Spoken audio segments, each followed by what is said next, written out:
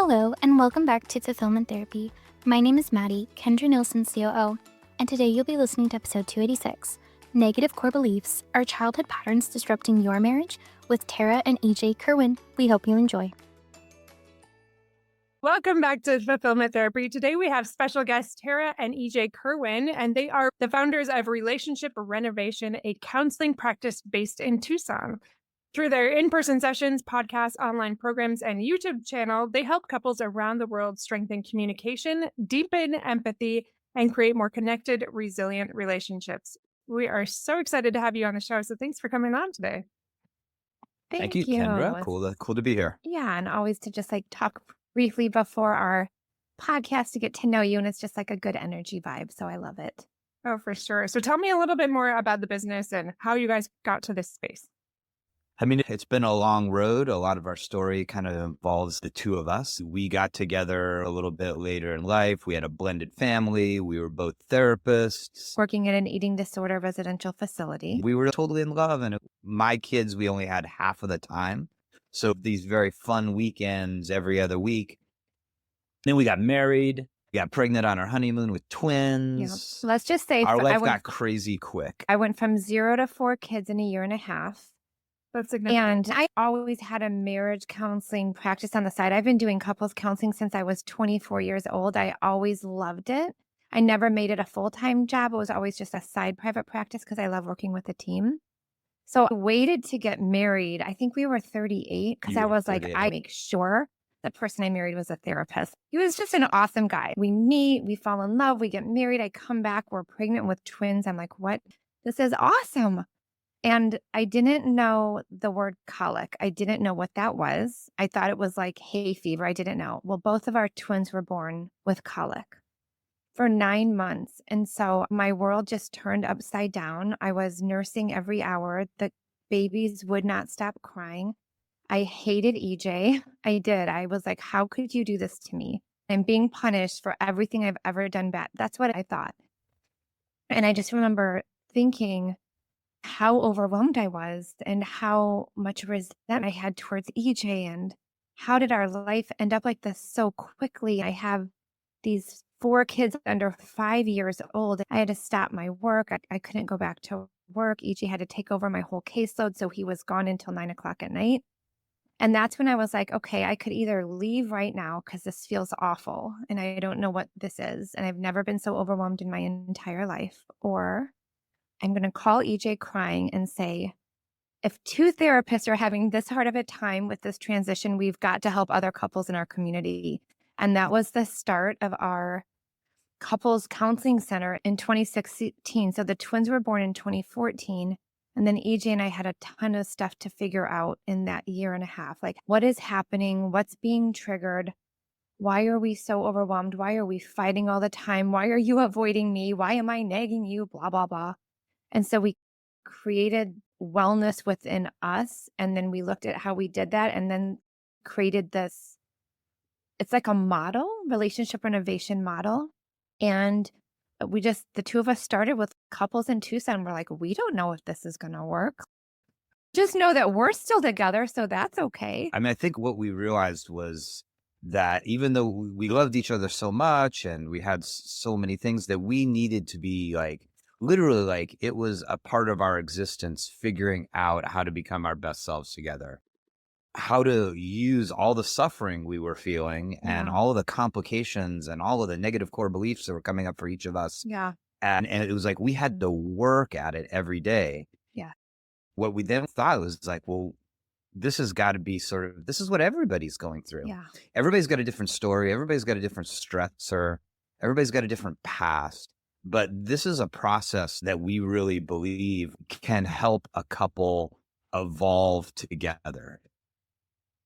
Yeah. And so it was something that we were embarking on together. And it was in just making our relationship work. Yeah. That then we thought hey, we can take this and we can support couples. And that's what we think people always loved early on with us, was that this wasn't 2 people sort of preaching from the mountaintop of this is what you got to do. This is 2 people who are in it themselves saying this is hard. This is hard, but it's worth it.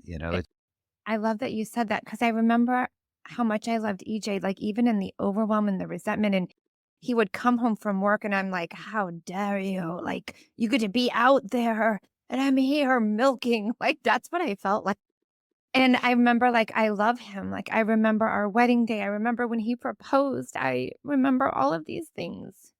And I'm so glad we did this because so many people don't have the skills and they're not therapists. I mean, we were compelled to make it work for us and then support our community. And so every week, our center, we see hundreds of couples. It's amazing to see. And it did start at the root of our own suffering. It's crazy because, we've got like 200 and some odd podcasts, and we've learned so much about working with couples, but yet we still, like this morning at breakfast, like it was a thing, It's like every day we're still in it. It's been such a blessing for us because it really has been like, it's like forced us as two people together, two people with a family, with dogs, with kids, to really be consistently doing the work we need to do to become our best selves. I do think so many people, when their relationship feels on edge, they think like, oh, there's something wrong with us. We truly learned like there's so many skills that we just don't learn. If you can really learn the skills and understand them and are motivated to do that and become each other's teachers in a way, that's where the hope is. When couples come to our center, they feel like they're uniquely broken. And we're like, absolutely not. We've got to help you and support you with the skills. One of the first things, and I'm sure you'll ask us this question, EJ came through that door and I wanted to just yell at him and let him know what I had done all day and he hasn't done anything. And I remember I just said this, it's called our code word now and we help couples with it. But I said burnt toast. So when I say burnt toast, that means I'm in a really bad place and I'm not going to be able to be good for you or for me or for our children or for our animals. I was like, I'm just going to go take however long I need to because I don't want to like take my anger, whatever this is, out on you anymore. And just that first time out for me, we call it our code word, burnt toast. Like it helped me regulate instead of project all of my overwhelm onto him. And that's like one of the first things we teach couples, like, listen, you guys can't keep re-traumatizing yourselves in these negative cycles. Like, let's use a code word first for you, don't call it out on the other person. That would be bad, but use it for a kind of form of like regulation. And like, once we started doing that, I was like, oh, we're onto something. Like we can actually take the tools we've all learned through graduate school and my practice of 15 years. I love that and can very much resonate with that. Like we talked about before we started recording that my husband's also a therapist. And I love how you just normalize it. I recognize sometimes that embarrassment, that shame that I have. Like, if we are struggling, if we are at each other's throats, if we are struggling with parenting aspects, what hope is there for other people that don't have these tools? And funny enough, when you were talking about that code word, I think it was just last night, my husband's like, why don't we have a code word yet? So like you can kind of tap out. And I was like, because I think I would always use the code word. Well, that was funny because when Tara was describing that, she described it like the minute she would walk in the door, just seeing me, would have to say the code words like, okay, just your mere presence. And I think like that's one of the hardest things for couples is there's this person that they adored at one time, were sexually attracted to, who wanted to be around constantly, and merely looking at them for most couples at some point is agitating. Right. And it's a horrible thing. It doesn't feel right, but it's so common. What couple doesn't go through a period in their partnership where they're just struggling? Absolutely. Yeah. And that kind of brings me to what you're talking about with Relationship Renovation Podcast. You guys have had this practice for a long time. You've been in this space. You've been specifically helping couples, it sounds like. Is that right? We see individuals, couples, and families, but couples is our majority. Yes. So in this space, like when a couple comes in and they're just feeling like they're at their wits' end, they know that they don't have maybe huge problems, but they just have a lot of wedges, a lot of conflict, that they're just very reactive in the relationship. What would you tell listeners that are like, I don't know what to do, I kind of hate him? Let's start there. What do you do? Do you want to start or do you want me to? I'll start. And then you Okay, jump in. yeah. I mean, the first thing I think like most people that walk through the office doors want to hear is like, this is normal. I mean, I think people just want to not think, like Tara said, that they're just unique in this problem. And there's such relief right away of just like, okay, like this is a normal thing. It's okay. And then an injection of hope, and we can help you. So Tara can kind of go into the how, but I think the launching Yeah. point is this is normal. And you know what? There's hope. And I also add on there too, because so many couples, like, unfortunately, couples don't come in and they're like, we're good. We just want to be better. That would be awesome. Like, I would love that. But couples come in when it's either this or we're done. Like, it literally is like people are in crisis, whatever that crisis for them looks like. And I'm like, I'm so glad you guys are here. Because they'll be like, how do we know this will work? Because our model is about 4 to 6 months. Like, I wish I had this crystal ball and I wish I could say, wow, in 6 months, you guys are going to be having awesome sex. You're going to be like best friends. I said, but all I know is this, that you guys are in a place of fear right now, and making decisions out of fear is not going to feel good for you. It's not going to feel empowering. It's going to feel powerless. And we want to help you no matter what that decision is based on your relationship to do it out of clarity. So trust us in this process.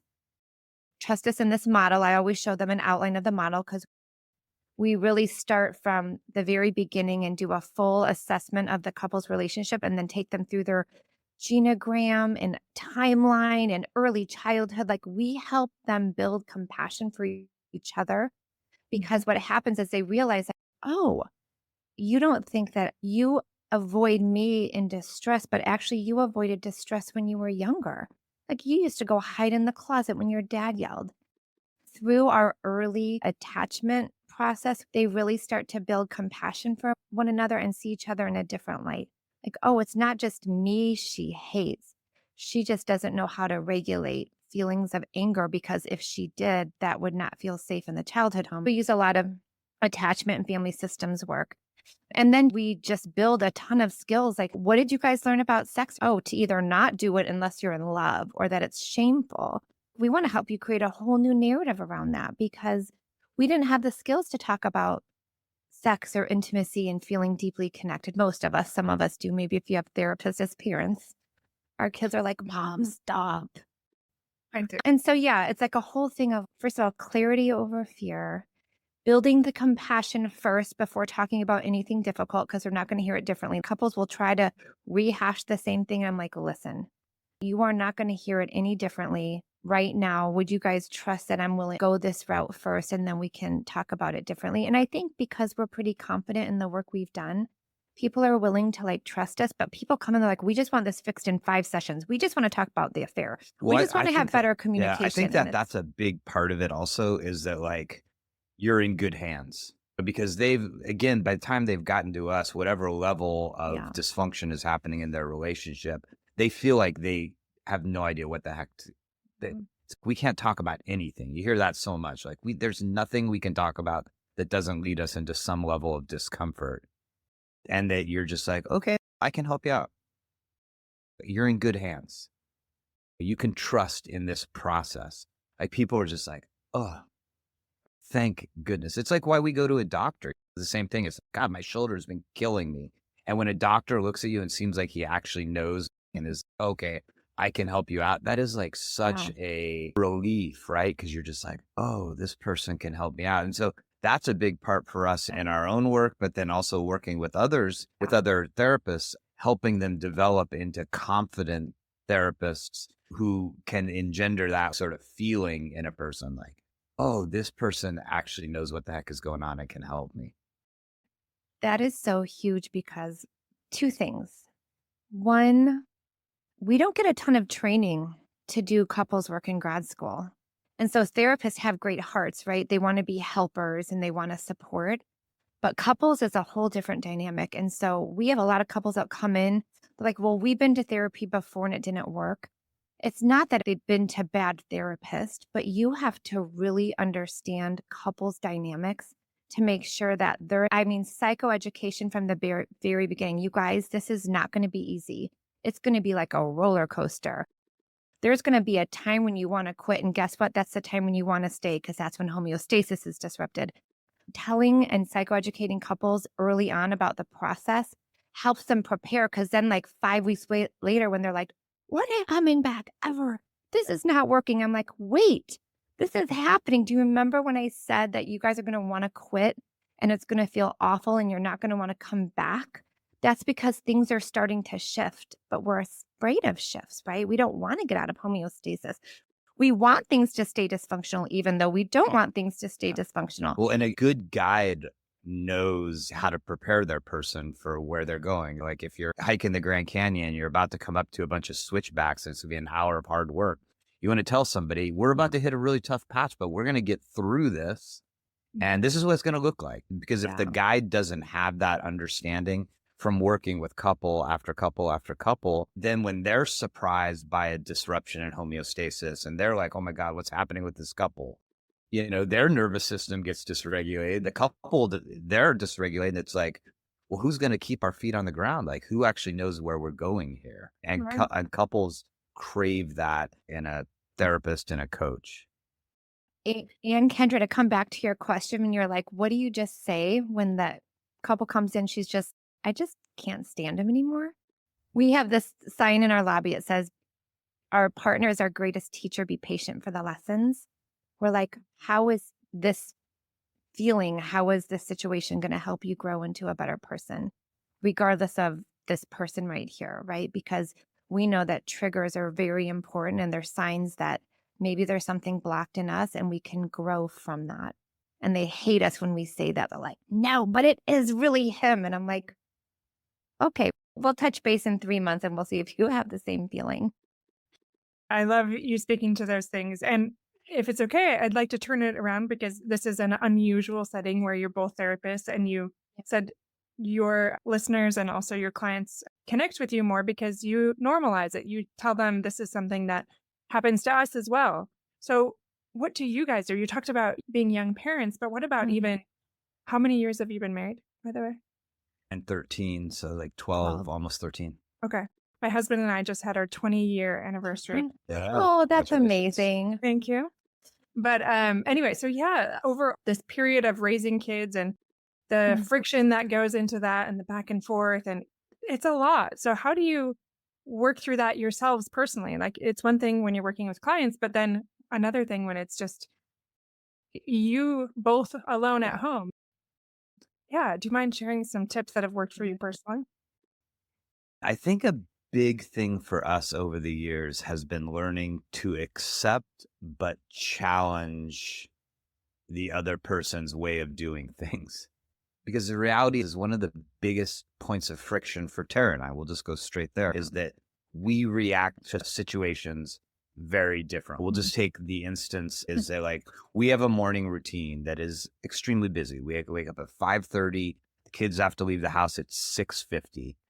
Dogs have to be fed, lunches have to be made, breakfast have to be prepared. We have to kind of check in about like, okay, what's our first appointment? You know, there's an immense amount of stuff. And in those times, I go internal. I just put my nose down and just like get shit done. Like no space for emotions, just get it done. And Tarah gets overwhelmed. Anxious. In my mind, it's like, okay, I have to make breakfast. I have to do the lunches. I have to be ready for the podcast by 9. Did the cats get fed? The dogs did get fed. We have a new puppy. Did it go out? I just go internal. She goes and she has to kind of control everybody a little bit, communicate. And those two things are in direct opposition to each other. And so there has to be a level of acceptance. Like I have to accept that this is what Tarah does. She does it every single day. So if I every day judge her for it, if I have ab reactions, if I find tiny ways to punish her, that's not going to work. No. So we have to accept, but then also gently nudge that. Like this morning at one point, I was like, okay, this is all doable. Yeah. We can do it. And she has to do looked the me same. in the eyes. He's like, we got this. We honey. have a system that This is doable. Like we bring each other, instead of that could have torn us apart because he used to judge me. And then I used to feel bad for having anxiety. Then I felt like I was a bad person who was crazy in the family. And EJ has learned how to accept it and like come to me. And he's like, we've got this, babe. It's all good, babe. When he sees me overwhelmed and cutting up all the different freaking things for lunch, he'll put his hand on my back. It's like moments of touch base where before we felt alone in our suffering. Well, and maybe can you say like then how, because I do things differently than you, like how do you cope with me and the way I do things differently. I mean, I just trust you. Like, I trust that things are just going to get done. And so I trust that now I can ask you to do these little things. And instead of me feeling like I'm nagging you, I'm like, oh, we're just a team here. So we're getting things done. So it's like little micro moments of connection. And that's the thing that happens too, like outside of us. Like, we were not prioritizing our relationship. Kids came first, our business came first, our staff came first, everything came first. And we were realizing, like, why do we still feel so disconnected? We're still using the tools. And so we just realized how to really, like, in little moments throughout the day, every day, how to make each other feel like we are the number one, we've got this. And then we'll be able to handle everything else. But if you're not feeling connected, you don't want to be close to your person, right? You want to like distance yourself. So we help build the compassion first. We had to do that with us, and I know for EJ, I know why he avoids. I know why he disengages from anxiety. I know a lot of that is from his childhood. He knows why I get overly anxious because of all my childhood trauma. We understand each other better because I was willing to learn and grow myself through my triggers with him. But so many people, it's like, that's really uncomfortable. I'd rather not. See you later. I'm good. And it's like this gentle balance between like, it's unfair for me to expect her to be anybody else than who she is, but I also have to push her a little bit and find healthy ways to communicate her about things that not just are uncomfortable for me, but where she's making it uncomfortable for herself, And so it's like this acceptance with also this gentle, like, how do we connect and support each other in you helping me coming out of my shell in moments, and maybe in me helping you like stay grounded in the morning, because every morning is exactly the same, 5 days a week, they are repeatable, and we can do it in ways that feel really yucky and disconnecting, or we can find ways to maybe make it just a little more connecting. And I do have to share. So I'm not sure if you know who Dr. Stan Tatkin is.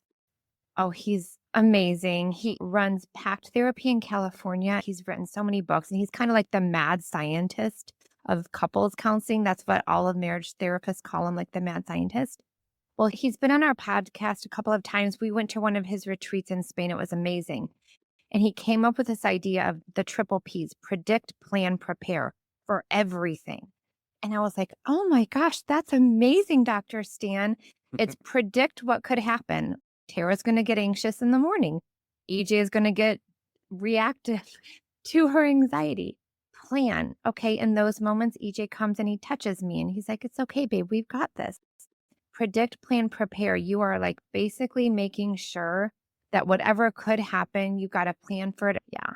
He's on one of our podcasts. We can share it too. It's just funny because it's like the interventions appealed, because I love predict, plan, prepare, but it fits so perfectly into your anxiety world because we'll predict everything. We'll plan. And there's been times where predict, plan, prepare has been super triggering for me because we'll get into an argument about something and she'll be like, we did not predict, plan, and prepare. And I'm like, we're not always going to.